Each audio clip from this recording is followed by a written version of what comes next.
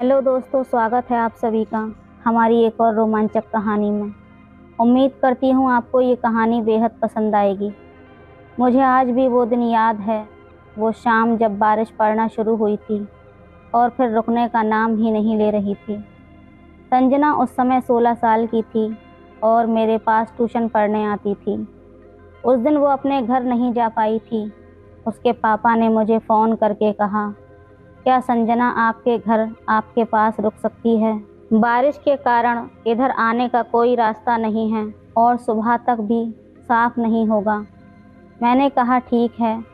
हालांकि मुझे पता था कि मम्मी घर पर नहीं हैं, वो शादी में गई हुई थी। मुझ पर तो जैसे भूत सवार हो गया था। मैं संजना को देखकर थोड़ा असहज था, पर उसे यकीन दिलाया कि वो चिंता ना करे। वो मुझे कुछ अजीब नज़रों से देख रही थी, लेकिन मैं उसे बताने से बच रहा था कि मम्मी घर पर नहीं हैं। संजना के पापा ने दोबारा फ़ोन किया तो उसने उनसे झूठ बोल दिया कि आंटी घर पर ही हैं। उसने कहा, आप चिंता ना करें, सुबह जब रास्ता साफ हो जाएगा तब मैं खुद आ जाऊंगी। संजना को रात में मेरे साथ रुकने की बात सोचकर मुझे अजीब सा महसूस हो रहा था। जब वो मेरे पास से गुजरती तो उसकी खूबसूरती मुझे पागल कर देती। संजना घर में ऐसे घूम रही थी जैसे ये उसी का घर हो। वो बहुत खुश नज़र आ रही थी। मैंने उसे अपने भाई के कपड़े दे दिए और कहा, तुम कपड़े बदल लो, तब तक मैं कुछ खाने के लिए बनाता हूँ। जब वो कपड़े बदलकर मेरे रूम से बाहर आई तो उसका लंबा कद और आंखें बड़ी बड़ी थीं। वो किसी राजकुमारी से कम नहीं लग रही थी। वो मुझे एक टुक देख रही थी, जैसे पूछ रही हो कि वो कैसी लग रही है। मुझे एहसास हुआ कि वो मेरी तरफ देख रही है और मैं उसकी तारीफ में खुला मुंह लिए उसे देख रहा था। अचानक मैं चौंक कर दूसरी तरफ देखते हुए कहा, संजना, तुम दाल खाती हो या नहीं? मैं तड़का लगा रहा हूँ। दाल और रोटी तैयार करते समय मेरा ध्यान कहीं और था। तभी संजना ने आगे बढ़कर मेरे दोनों हाथों को अपने हाथों में पकड़ लिया और बोली, अरे सर, आप रहने दीजिए, मैं बना देती हूँ। उसने चाकू मेरे हाथ से लिया और उसके छूने से मेरे शरीर में एक अजीब सी गर्माहट भर गई। मैं चुपचाप एक तरफ बैठ गया। संजना ने मुस्कुराते हुए कहा, चिंता मत कीजिए सर, मेरी माँ ने मुझे खाना बनाना बहुत अच्छे से सिखाया है। हम दोनों ने मिलकर खाना खाया और खाते खाते बहुत सारी बातें की। मुझे आज पता चला कि संजना सिर्फ प्यारी ही नहीं बल्कि बहुत ज़्यादा बातूनी भी है, वरना पहले तो वो आती पढ़ती और चली जाती थी। हमने काफ़ी बातें की और फिर अपने अपने कमरे में सोने के लिए चले गए।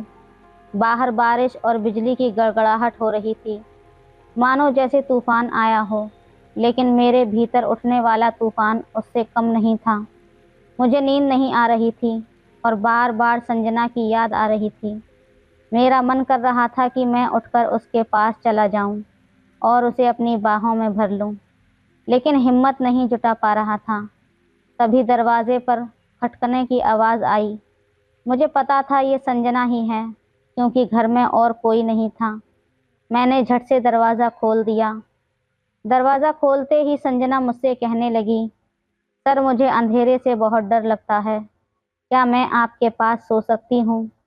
मैंने कहा, हाँ, क्यों नहीं, तुम एक तरफ सो जाओ। मैंने संजना को बिस्तर पर एक तरफ इशारा करते हुए कहा और वो एक तरफ लेट गई।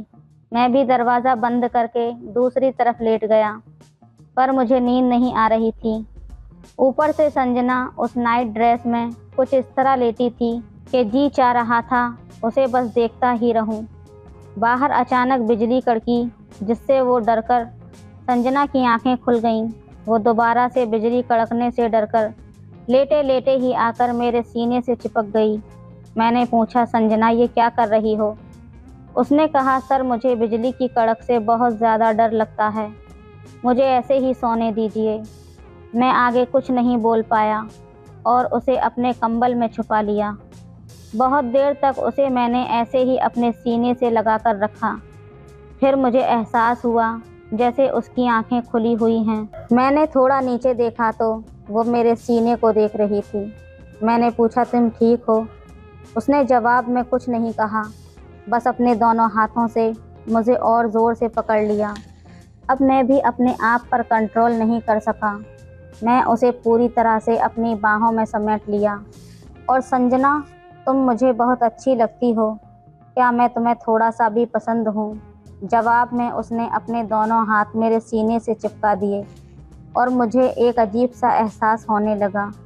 उसकी गर्म सांसें मुझे और भी बेचैन कर रही थीं। ठंडी रातों में बाहर का मौसम भी बहुत ठिठुरन भरा था, लेकिन अंदर जैसे आग सी लगी हुई थी। अब मुझसे और भी सब्र नहीं हो पा रहा था। मेरे हाथ अब तेजी से मेरे और संजना के बीच की हर बाधा को हटाने लगे थे। हम दोनों एक दूसरे के इतने करीब आ गए थे जैसे पति पत्नी होते हैं। संजना को अधिक जोर देने पर उसकी चीख निकल गई तो मैंने खुद को संभालने की कोशिश की। मुझे लगा संजना भी इसमें पूरी तरह से डूब चुकी है और उसे भी आनंद आ रहा है, तो मैं अपनी मनमर्जी से करने लगा। संजना इस अवस्था में बोली, सर, आप मुझे पहले से ही पसंद हैं, पर डर और संकोच के कारण कभी बता नहीं पाई। उसकी ये बातें मुझे और भी व्याकुल कर रही थीं। इसके बाद संजना कुछ नहीं बोल सकी और बस मेरी आवाज़ें कमरे में गूंजने लगीं। कुछ देर बाद उसकी हाथों की पकड़ ढीली हो गई और वो शांत हो गई और 2 मिनट बाद ही मैं भी आनंद की चरम सीमा पर पहुंच गया। मुझे ज़िंदगी का असली मतलब यही लगा। कुछ देर इस अवस्था में रहने के बाद हम वापस कंबल में चले गए। उसके बाद कई बार कमरे में तूफान आया और चला गया। हम सोते फिर जागते, फिर सोते फिर जागते, और इसी तरह सुबह हो गई। मुझे सुबह उठकर थोड़ी शर्मिंदगी महसूस हो रही थी। संजना भी मुझसे आंखें नहीं मिला पा रही थी और उसे चलने में भी थोड़ी दिक्कत हो रही थी। उसके पिता उसको लेने आ गए। उसके पिता बिना कुछ कहे चले गए और फिर कभी नहीं आए। मैं संजना से मिलने के लिए तड़प रहा था। जब वो 2 दिन तक नहीं आई तो मैं उसके घर गया और पता चला कि वो पढ़ने के लिए दिल्ली चली गई है। मुझे बहुत अजीब लगा। अगर उसे मैं पसंद नहीं था तो बता देती। मुझे क्यों आगे बढ़ने दिया? मैं उदास हो गया, लेकिन मैं कुछ कर नहीं सकता था। कुछ समय ऐसे ही बीतने के बाद मैं अपनी पढ़ाई पर ध्यान देने लगा। मैंने ट्यूशन पढ़ाना भी छोड़ दिया था। कई सालों की मेहनत के बाद मुझे एक कॉलेज में प्रोफेसर की नौकरी मिल गई। 5 साल बाद एक दिन जब मैं कॉलेज के गेट पर पहुंचा तो मैंने देखा कि गेट पर एक जाना पहचाना चेहरा खड़ा है। पास जाकर देखा तो वो संजना थी। उसने हमारे कॉलेज में ही एडमिशन लिया था। मैंने ड्राइवर को रुकने के लिए कहा और संजना के पास गया। वो मुझे देखकर चौंक गई और कहने लगी, सर, आप यहाँ? मैंने उसका हाथ पकड़ा और कहा, संजना, तुम कहाँ चली गई थी? मैंने तुम्हें हर जगह ढूंढा। अगर तुम्हें कुछ बुरा लगा था तो मुझे बता सकती थी। ऐसे अचानक जाने की क्या ज़रूरत थी? संजना ने धीरे से कहा, सर, मुझे कोई शर्मिंदगी नहीं थी। मैं आपसे प्यार करती थी और जो भी हुआ वो हम दोनों की मर्जी से हुआ था। मैंने पूछा, अगर प्यार था तो तुम क्यों भाग गईं? संजना ने कहा, उस वक्त मैं ये सब स्वीकार नहीं कर पाई। मुझे डर था कि अगर पापा को पता चला तो क्या होगा। बस इसी डर से मैं वहाँ से चली गई। लेकिन घर आकर मुझे एहसास हुआ कि मैं आपको कितना चाहती हूँ। पर जब तक बहुत देर हो चुकी थी, मैंने जल्दी से पूछा, तो क्या तुम अभी भी मुझसे प्यार करती हो? संजना ने नज़रें नीची कर लीं और चुप रही। मैं समझ गया और कहा, ठीक है, मैं तुम्हारे पापा से तुम्हारी शादी की बात करूँगा। अब बताओ, तुमने कौन से कोर्स में एडमिशन लिया है? मैं तुम्हें छोड़ देता हूँ। संजना ने कहा, सर, मैंने किसी कोर्स में एडमिशन नहीं लिया है। मैं बस आपसे मिलने आई थी। मेरी पढ़ाई पूरी हो चुकी है और मैं दिल्ली के एक स्कूल में टीचर हूँ। घर आई थी तो सोचा आपसे मिल लूँ। मेरे चेहरे पर मुस्कान आ गई। बरसों की मेहनत और इंतज़ार का फल आज मेरे सामने था। 2 दिन बाद मैं और मेरी माँ संजना का रिश्ता लेकर उसके घर पहुँच गए। उसके पापा मुझे देखते ही पहचान गए। जब उन्होंने सुना कि मैं सरकारी प्रोफेसर हूँ तो उन्होंने तुरंत हाँ कर दी। 1 महीने बाद संजना मेरी दुल्हन बनकर उसी बेड पर बैठी थी जहां हमने 5 साल पहले एक दूसरे को पति पत्नी का हक दिया था, आज मेरे पास अधिकार था कि मैं संजना को पत्नी का सुख दे सकूं। तो दोस्तों, ये थी आज की कहानी। आपको कैसी लगी हमें कमेंट में ज़रूर बताएं। वीडियो अच्छी लगे तो लाइक करें, शेयर करें, सब्सक्राइब करें। धन्यवाद। हेलो दोस्तों, स्वागत है आप सभी का हमारी एक और रोमांचक कहानी में। उम्मीद करती हूँ आपको ये कहानी बेहद पसंद आएगी। हमारी आज की कहानी मेरी और मेरे पापा की सच्ची कहानी है। दोस्तों, मेरा नाम निशा है और हम लोग दिल्ली में रहते हैं। मेरे घर पर हम 3 लोग रहते हैं, मेरे मम्मी पापा और मैं अपने मम्मी पापा की इकलौती बेटी हूँ, इसलिए मेरे माँ बाप ने मुझे बहुत ही नाज़ों से पाला है। अभी मेरी उम्र सिर्फ 19 साल है और जब मैं 19 साल की थी तब मेरे पापा दिखने में बहुत अच्छे थे। उनकी उम्र अभी 45 साल है। वो बिल्कुल लड़कों जैसे ही लगते थे। मेरी मम्मी की उम्र 40 साल की है। वो दिखने में बहुत ही ज़्यादा सुंदर हैं। वो एक सिंपल और साधारण सी महिला हैं जो अपना ज़्यादातर समय किचन में और पूजा पाठ में ही निकाल दिया करती थीं। जब मेरे दादा और दादी थे तब वो अपने सास ससुर की बहुत ही सेवा करती थीं और वो पापा को ज़रा सा भी टाइम नहीं दे पाती थीं। आपको बता दूं कि मेरे पापा एक प्राइवेट कंपनी में नौकरी करते थे। हम लोग मिडिल क्लास फैमिली से थे, लेकिन हमारे घर में सारी सुख सुविधाएं मौजूद थीं और किसी भी चीज़ की हमें कोई भी कमी नहीं थी। खैर, ये बात तब की है जब मैं हाई स्कूल में पढ़ाई कर रही थी और उस वक्त मेरी उम्र 16 साल थी, लेकिन मैं दिखने में बिल्कुल 22 से 23 साल की लगती थी, क्योंकि मेरा शरीर एकदम गठीला और भरा हुआ था। मैं बहुत ही ज़्यादा सुंदर थी। स्कूल में हर कोई मुझे अपनी गर्लफ्रेंड बनाना चाहता था, लेकिन मैं किसी से भी बात नहीं करती थी। एक रात की बात है, जब हम लोग खाना खाकर अपने अपने कमरे में सोने के लिए चले गए। मैं भी अपने कमरे में सोने चली गई, लेकिन मुझे नींद नहीं आ रही थी, तो मैं अपने बेड पर सोने की कोशिश करने लगी। तभी मुझे ऐसा लगा कि मम्मी पापा के कमरे से कुछ आवाज़ आ रही है। शायद वो लोग आपस में लड़ाई कर रहे थे। मेरा कमरा भी मम्मी पापा के कमरे के ही पास था। तभी मुझे आवाज़ आ रही थी। मैं पहली बार अपने मम्मी पापा को ऐसे लड़ते हुए उनकी आवाज़ें सुन रही थी, इसलिए मेरा दिल घबरा रहा था कि आखिर वो लोग इतनी रात में क्यों लड़ाई कर रहे हैं। मैं ये बात जानना चाहती थी, इसलिए मैं बिना देरी किए अपने बेड से उठी और उनके दरवाजे के पास जाकर उनको देखने की कोशिश करने लगी। दरवाज़ा बंद होने के कारण मैं कुछ देख नहीं पाई। तभी मेरी नज़र खिड़की पर पड़ी जो मम्मी पापा के कमरे से जुड़ी हुई थी। वो खिड़की बहुत पुरानी थी, उसकी वजह से उसमें बहुत जगह छेद थे जिसमें हम अंदर का नज़ारा देख सकते थे। फिर क्या था, मैंने अपने कमरे की लाइट बंद कर दी और उस खिड़की के पास जाकर उसमें से झांक कर देखने लगी, तो अंदर का नज़ारा देखकर तो मेरे होश ही उड़ गए। मेरे पापा मम्मी को कुछ करने के लिए कह रहे थे, लेकिन वो मना कर रही थीं। मैं समझ गई थी कि आखिर वो उनसे क्या चाहते हैं, लेकिन मेरी मम्मी पापा को मना कर रही थी। शायद मम्मी बहुत ज़्यादा थकी हुई थी। तभी मेरे पापा गुस्से में करवट बदल कर सो गए और मेरी मम्मी भी सो गई। दोस्तों, वो नज़ारा देखकर मुझे बहुत अजीब सा महसूस होने लगा था। मेरा दिल बहुत तेज़ी से धड़क रहा था। मैं बहुत देर तक उस खिड़की से देखती रही, जबकि मेरे मम्मी पापा दोनों सो गए थे। फिर कुछ देर के बाद मैं अपने बेड पर वापस आई और फिर सोने की कोशिश करने लगी, लेकिन नींद तो मेरी आंखों से कोसों दूर थी। मुझे रात भर नींद नहीं आई और जब मैं सुबह उठी तो मैं मम्मी पापा को अजीब सी नज़रों से देख रही थी, क्योंकि कल रात वाली बात मेरे मन में अभी तक चल रही थी। उनकी बातों की वजह से मैं रात भर सो नहीं पाई थी। मेरे मम्मी मुझे बोली, क्या हुआ निशा, कोई बात है? मैंने कहा, नहीं मम्मी, वो आज मेरी तबीयत ठीक नहीं लग रही है, मैं आज कॉलेज नहीं जा पाऊँगी। मम्मी ने कहा, कोई बात नहीं, आज तुम आराम कर लो, कल से अपने कॉलेज चली जाना। हम सब नाश्ता कर रहे थे। फिर पापा ने नाश्ता किया और टिफ़िन लेकर अपने ऑफिस के लिए निकल गए। मेरी माँ ने नाश्ता मुझे दिया और कहा, कि लो खाकर तुम भी आराम कर लो। मैंने नाश्ता किया और जाकर अपने रूम में आराम करने लगी।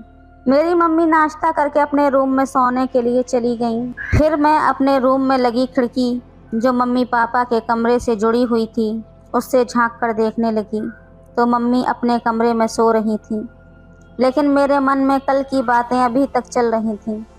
मैं रात होने का इंतज़ार करने लगी थी। जब रात हुई तो पापा घर पर आए। फिर से वही बातें मेरे मन में चलने लगीं। फिर हम सब ने खाना खाया और खाना खाकर अपने अपने कमरे में सोने के लिए चले गए। पापा ने मुझे खाना खाते टाइम पूछा था, निशा बेटा तुम्हारी तबीयत ठीक तो है ना? मैंने कहा हाँ पापा, मैं बिल्कुल ठीक हूँ। अचानक मेरे मुंह से उस वक्त रात वाली बात निकल गई कि पापा आप दोनों रात में लड़ाई क्यों कर रहे थे? पापा हैरानी के साथ बोले क्या?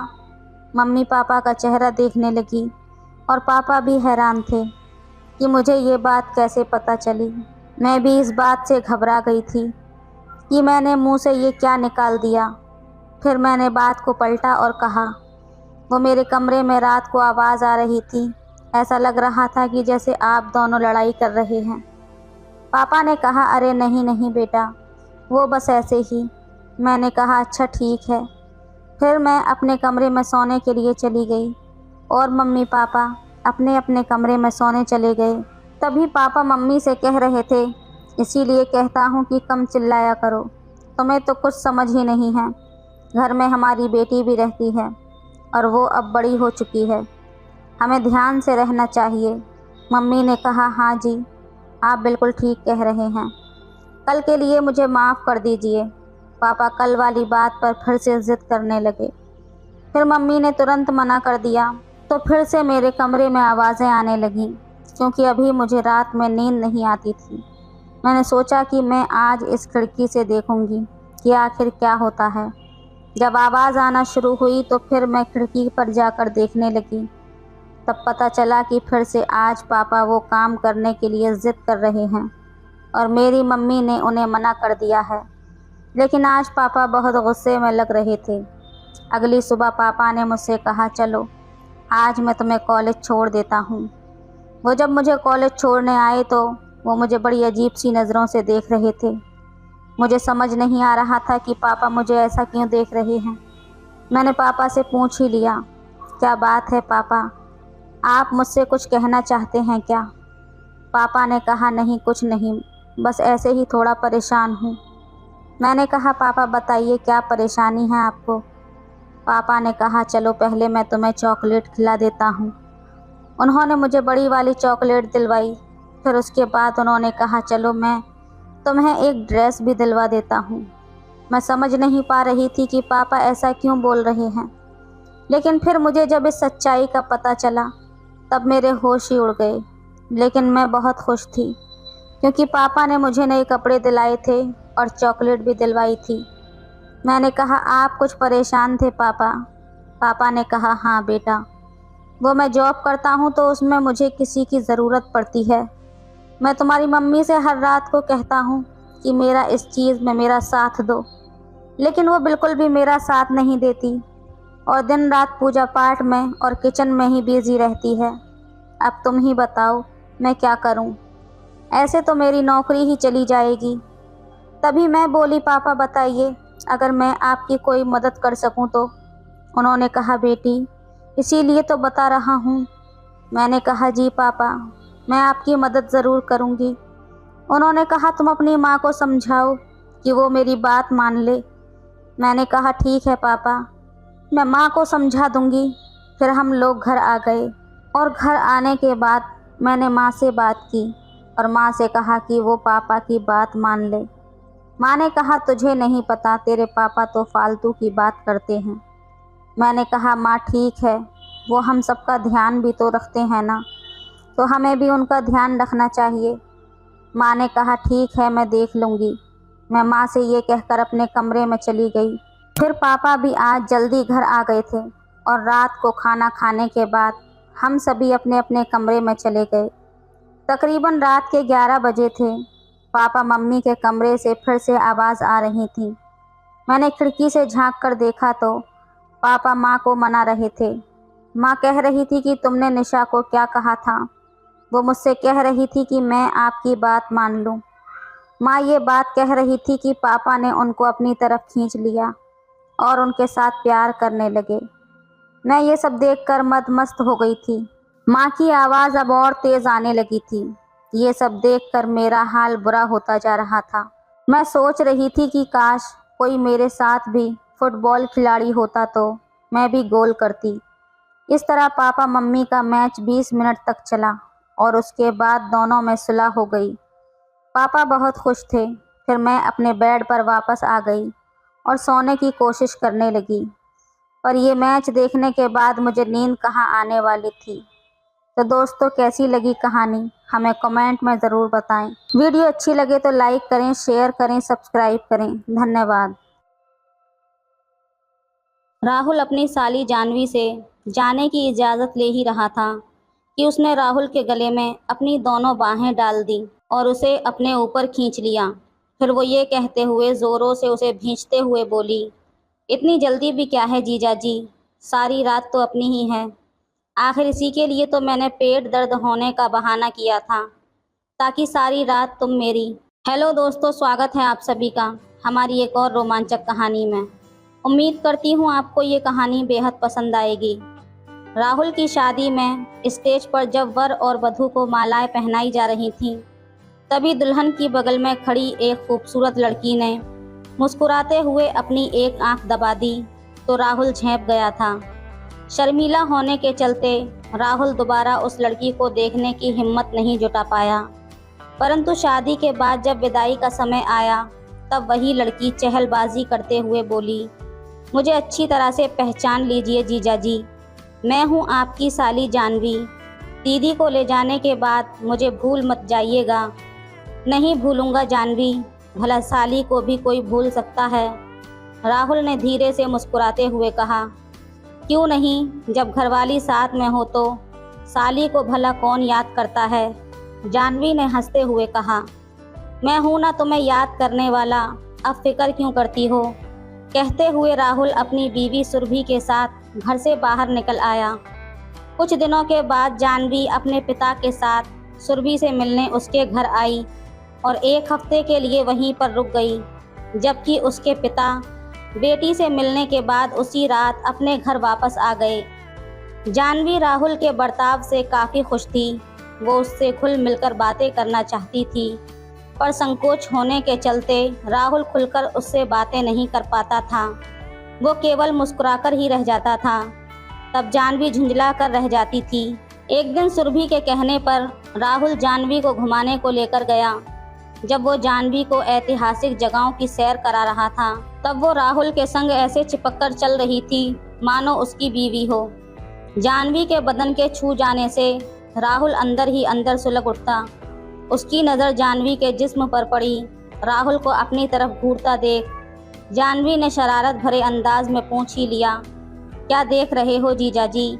ये सुनकर थोड़ा झिझकते हुए राहुल बोला, तुम्हारे करंट मारने वाले जिस्म को देख रहा हूँ। जानवी, तुम बहुत खूबसूरत हो।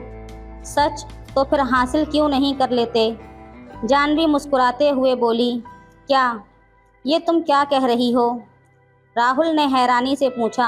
हाँ जीजा जी, आखिर इसमें हर्ज ही क्या है। आखिर साली भी तो आधी घरवाली होती है, उसे भी तो शादी से पहले तजुर्बा होना चाहिए।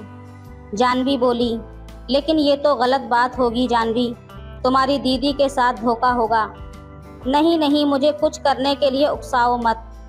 राहुल बोला, आप भी बहुत भोले हैं जीजा जी, मैं आपको दीदी के सामने कुछ करने के लिए थोड़ी उकसा रही हूँ, बल्कि अकेले में। ये कहते हुए जानवी ने अपनी बात अधूरी छोड़ दी। उसकी बातें सुनकर राहुल कुछ पलों के लिए सिहर उठा था। फिर खुद पर काबू पाते हुए वो बोला, तुम तो बड़ी नटखट हो साली साहिबा, किसी का भी ईमान डगमगाना तो कोई तुमसे सीखे, लेकिन मैं तुम्हारी दीदी के साथ धोखा नहीं कर सकता। राहुल की बातें सुनकर जानवी फिर झुंझला उठी, पर उसने अपनी झुंझलाहट का एहसास नहीं होने दिया, बल्कि मन ही मन कहने लगी, देखती हूँ कि कब तक तुम मेरे हुस्न के जलवे से बचते हो। मैंने भी तुमको अपनी बाहों में नहीं लिया तो मेरा नाम भी जानवी नहीं। घूम फिरकर घर आने के बाद सुरभि ने जानवी से पूछा, घूम आई जानवी, कैसा लगा जीजा जी के साथ? ये भी कोई पूछने वाली बात है दीदी, प्यारे प्यारे जीजा जी का साथ हो फिर तो क्या ही कहने। क्यों जीजा जी? खुशी से चहकते हुए जानवी ने सवाल कर दिया। ये तो मुझसे बेहतर तुम ही बता सकती हो साली साहिबा। बड़ी मुश्किल से राहुल बोला। मुझे तो सचमुच में बड़ा मज़ा आया जीजा जी। ये कहते हुए जानवी ने धीरे से एक आंख दबा दी, जिसे सुरभि नहीं देख पाई थी, पर राहुल का दिल धड़क गया था। रात के समय राहुल और सुरभि अपने कमरे में सो रहे थे।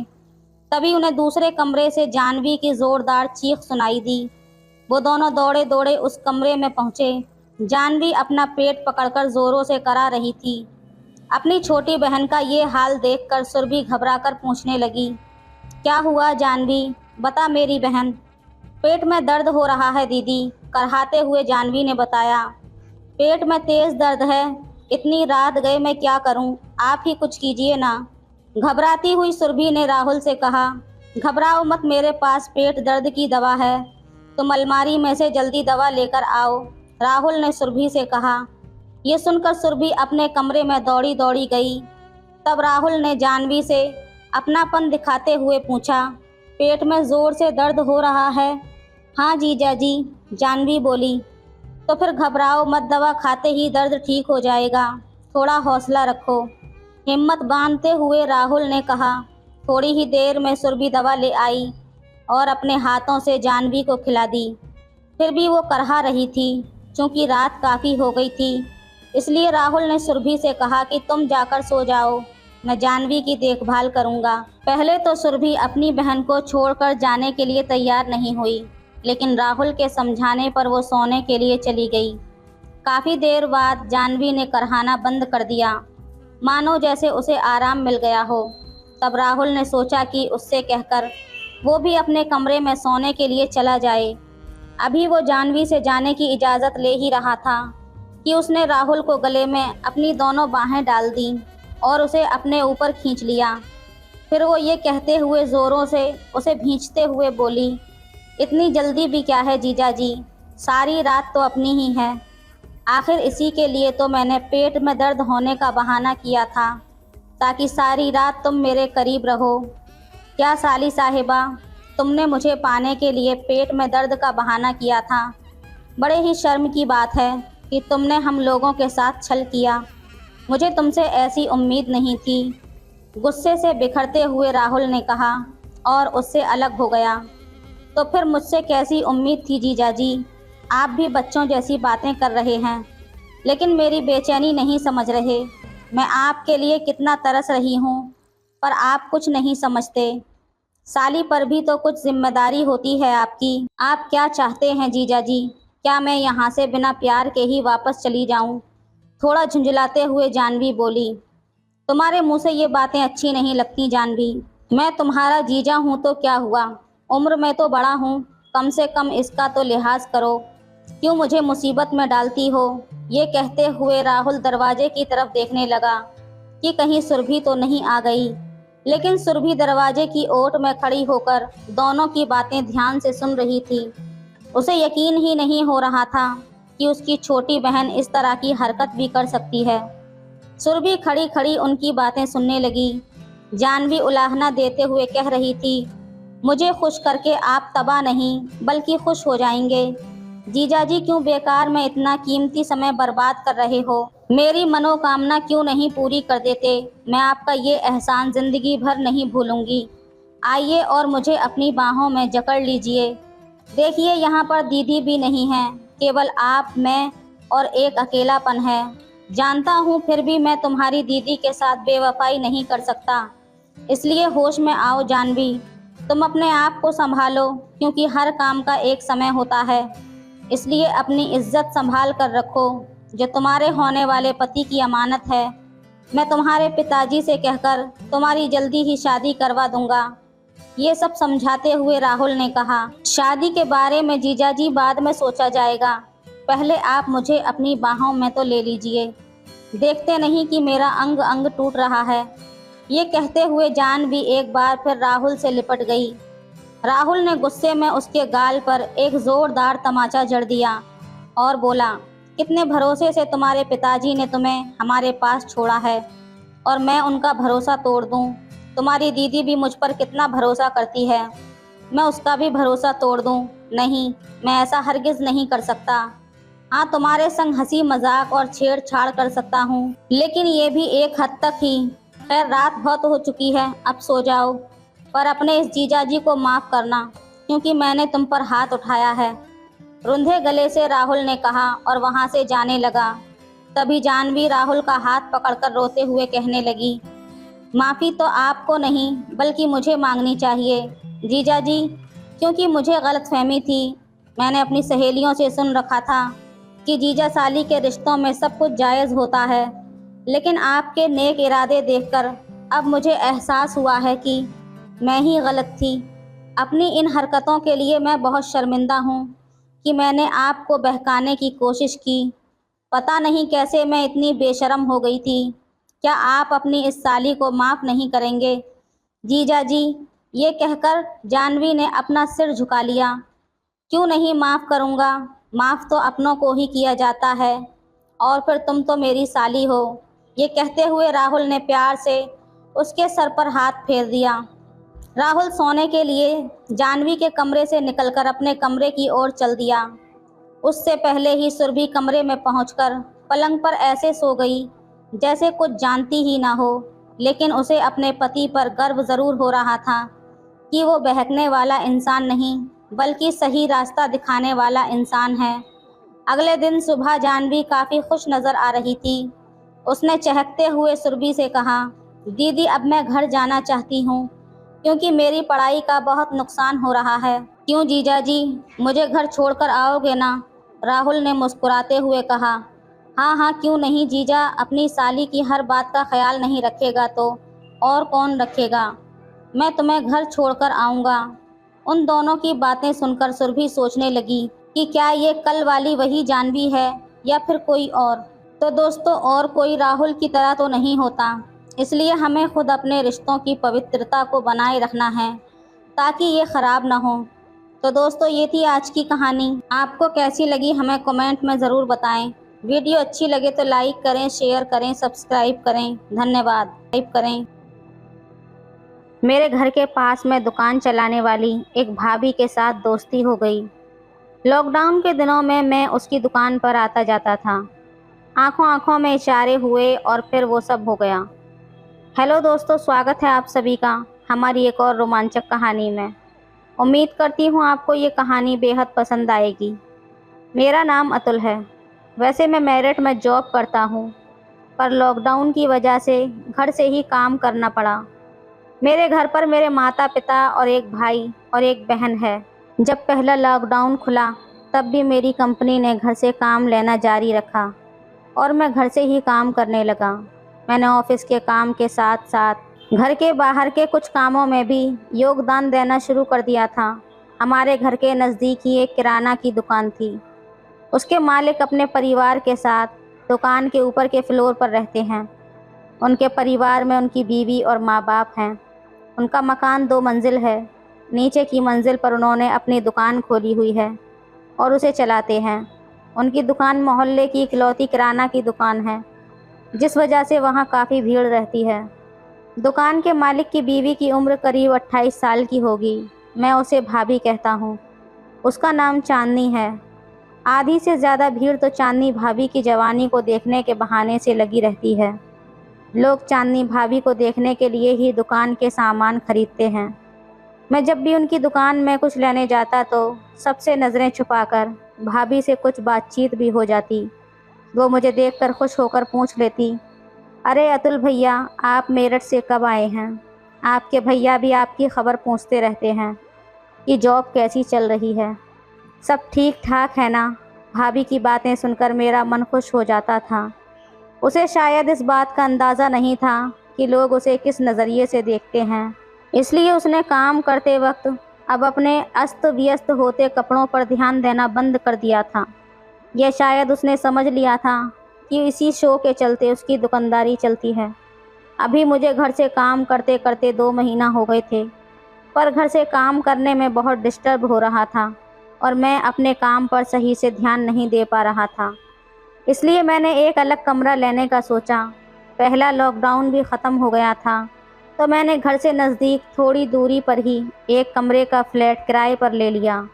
अब मैं सुबह ब्रेकफास्ट करके फ्लैट पर आ जाता, फिर लंच करने घर जाता और रात को सोने के लिए वापस आ जाता।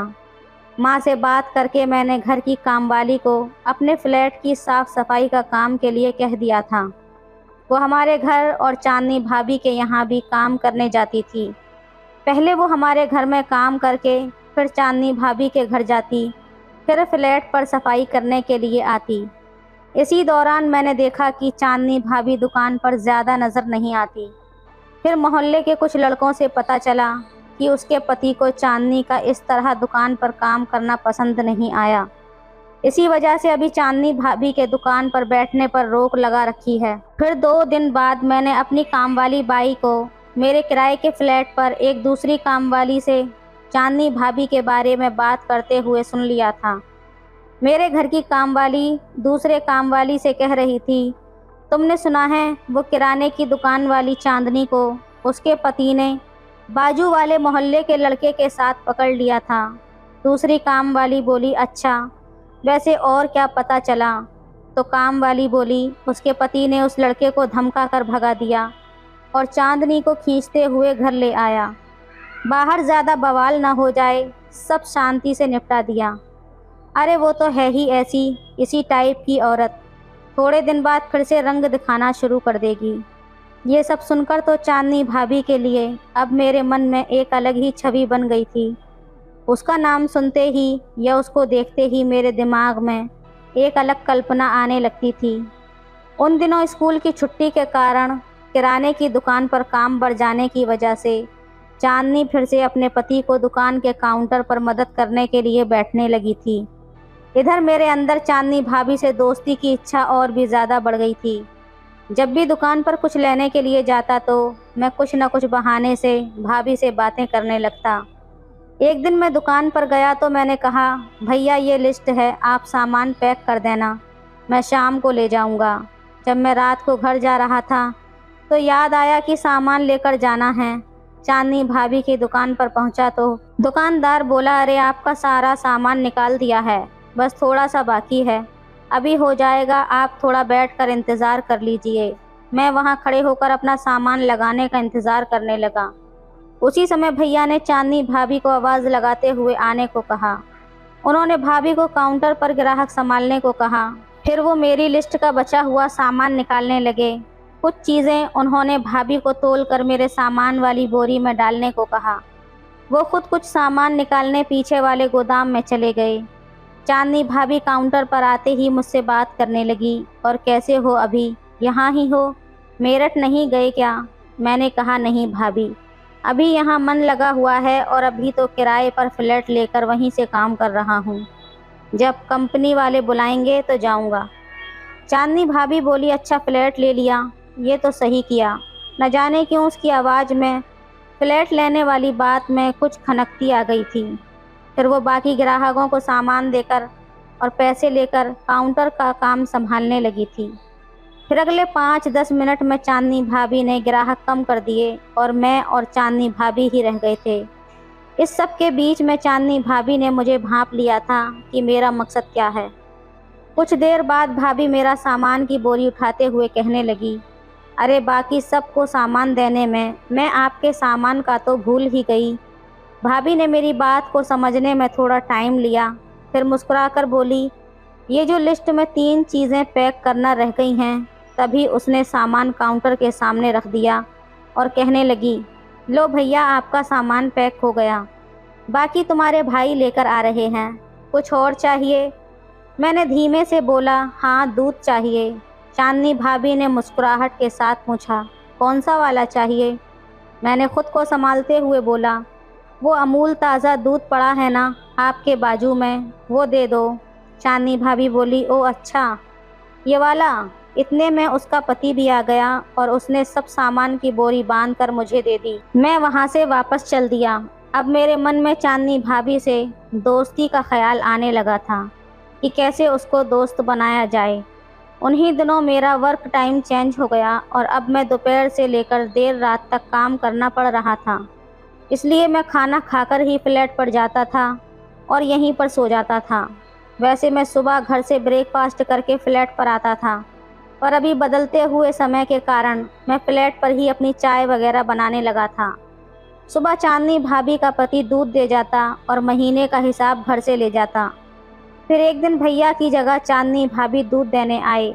मैंने पूछा, आज आप क्यों, भैया कहाँ हैं? उसने कहा कि मेरे पति को कोविड पॉजिटिव आया है और वो अपने ही घर के अंदर हैं, इसलिए अभी 15-20 दिन तक मैं ही दूध देने आया करूँगी। ये सुनकर मैं तो खुश हो गया। मेरे मन में ख्याली पुलाव बनने लगे थे। भाभी ने भी भांप लिया था कि मैं क्या सोच रहा हूँ। वो मुस्कुराती हुई बिल्डिंग के ऊपर वाले फ्लोर पर एक बूढ़ी आंटी के यहाँ दूध देने चली गई। 10 मिनट बाद वो बिल्डिंग से चली गई। फिर दूसरे दिन बेल बजी और मैंने दरवाजे को खोला। मैंने कहा, अच्छा दूध देने आई हो आप? तभी ऊपर वाली आंटी ने चांदनी भाभी को आवाज़ लगाई और वो दूध देने ऊपर चली गई। मैंने भी प्लान बनाया और दूध में नींबू डालकर जल्दी से गर्म कर दिया, जिससे कि दूध फट गया। फिर चांदनी भाभी जैसे ही जाने लगी तो मैंने उनको रोक लिया। मैंने कहने लगा, दूध तो फट गया है। फिर मैंने हंसते हुए कहा, अंदर दूध गर्म करने को रखा था, फट गया है। इस बात पर चांदनी भाभी हंस दी। चांदनी भाभी बोली, ऐसे कैसे? मैंने तो चेक करके ताज़ा दूध पैक करके दिया था। मैं बोला, ऐसा है तो आप अंदर किचन में आकर चेक कर लीजिए। भाभी किचन में गई और उसने गैस पर रखा हुआ फटा हुआ दूध देखा तो कहने लगी, अरे ये कैसे हो गया? कोई बात नहीं, मैं आपको दूसरा देकर जाती हूँ। मैंने कहा, आप ही गर्म कर लेना इसे, नहीं तो कहोगी कि मैंने जानबूझकर दूध में कुछ किया है। चांदनी भाभी मुस्कुराते हुए बोली, अच्छा कहाँ है दूसरा पतीला? मैं बोला, नीचे के डोर में है। फिर वो पतीले में दूध भरकर स्टोव की साइड मुड़ी और दूध का पतीला गर्म करने लगी। वो मेरे हाथ पकड़ती हुई बोलने लगी, ये क्या कर रहे हो? मैंने कहा, बस गर्म कर रहा हूँ। चांदनी भाभी बोली, दूध तो स्टोव पर गर्म हो रहा है। मैं बोला, अब इतना भी मत बनो, तुम्हें तो सब पता है। चांदनी भाभी बोली, लेकिन ये सब गलत है यार, कोई देख लेगा और मेरे पति को पता चलेगा तो ये सब मेरे लिए अच्छा नहीं होगा। वैसे भी अभी कुछ ठीक नहीं चल रहा है।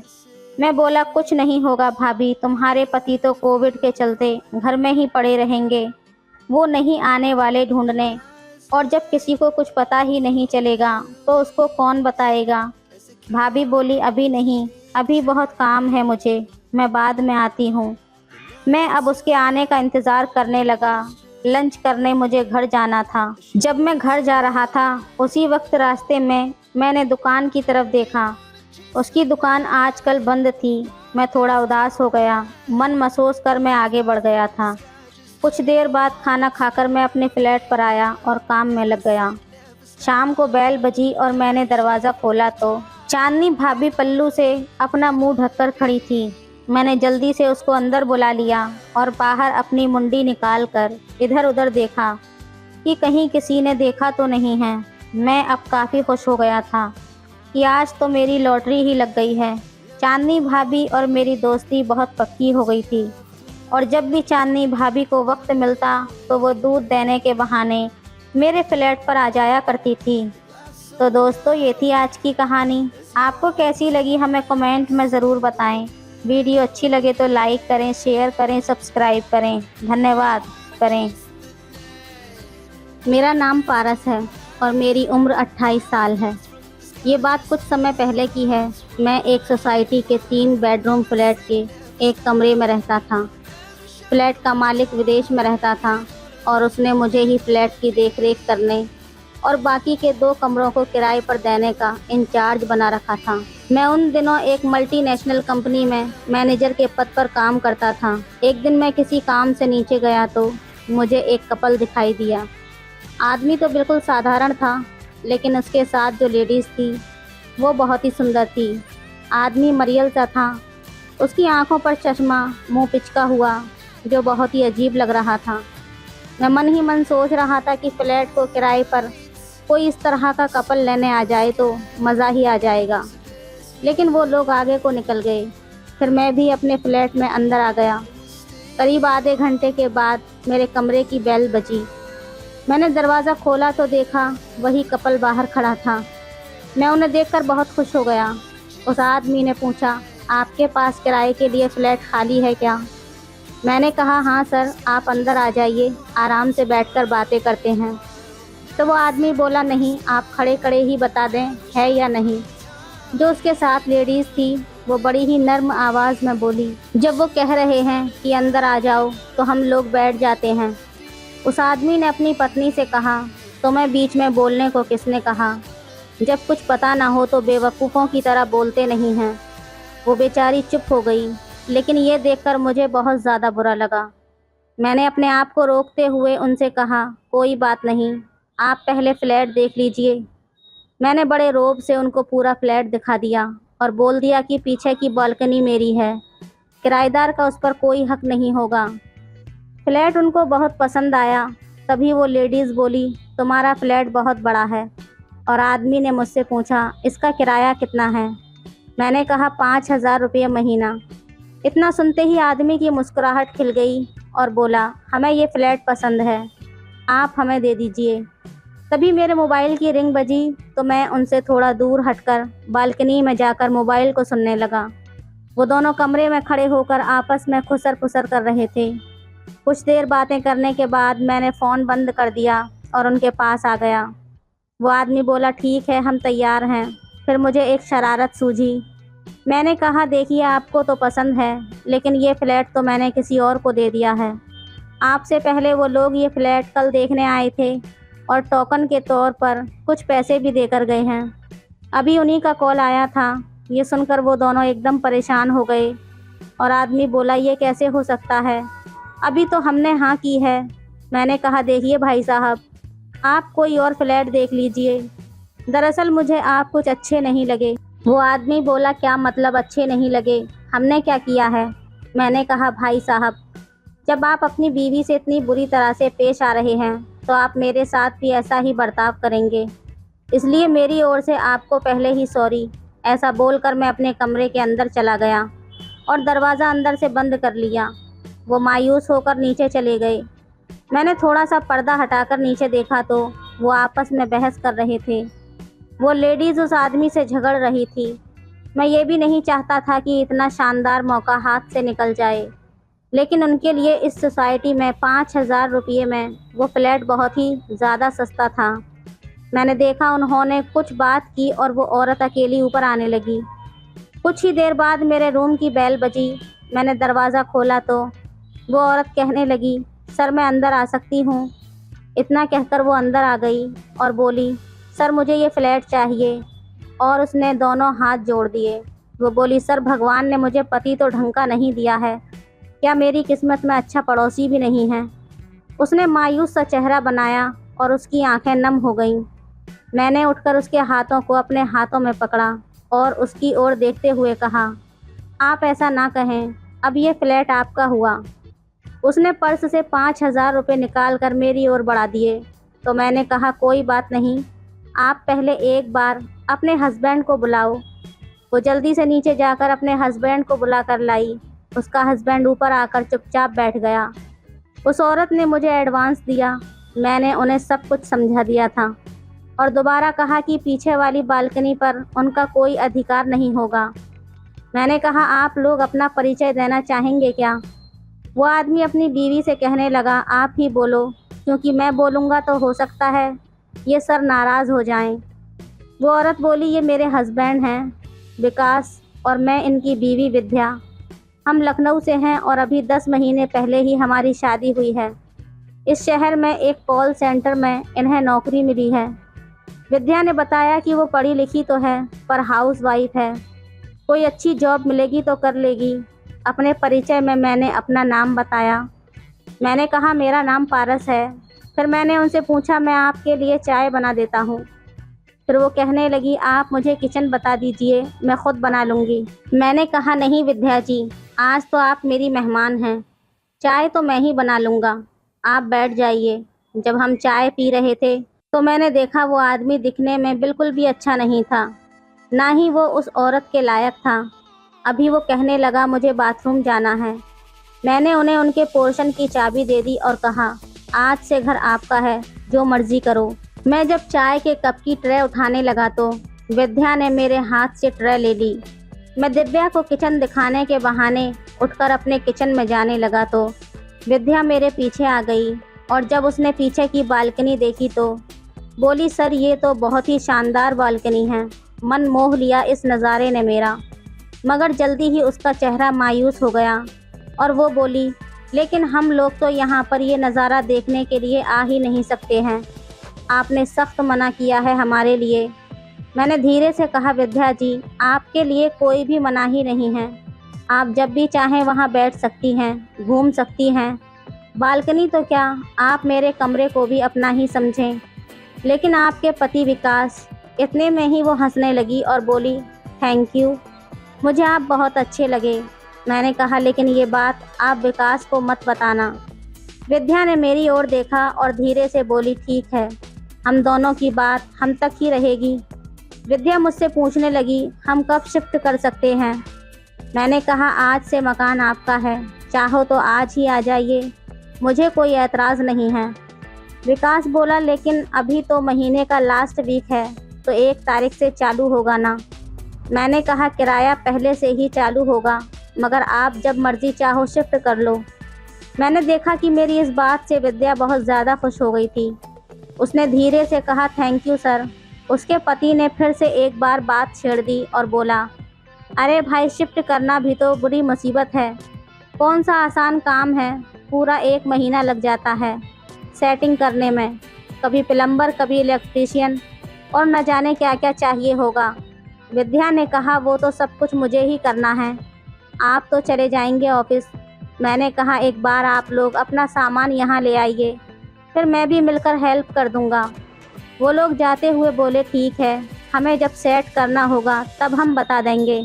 अगले रोज़ सुबह 9 बजे मेरे फ़ोन की घंटी बजी। मैंने हेलो बोला तो उधर से मधुर सी आवाज़ आई।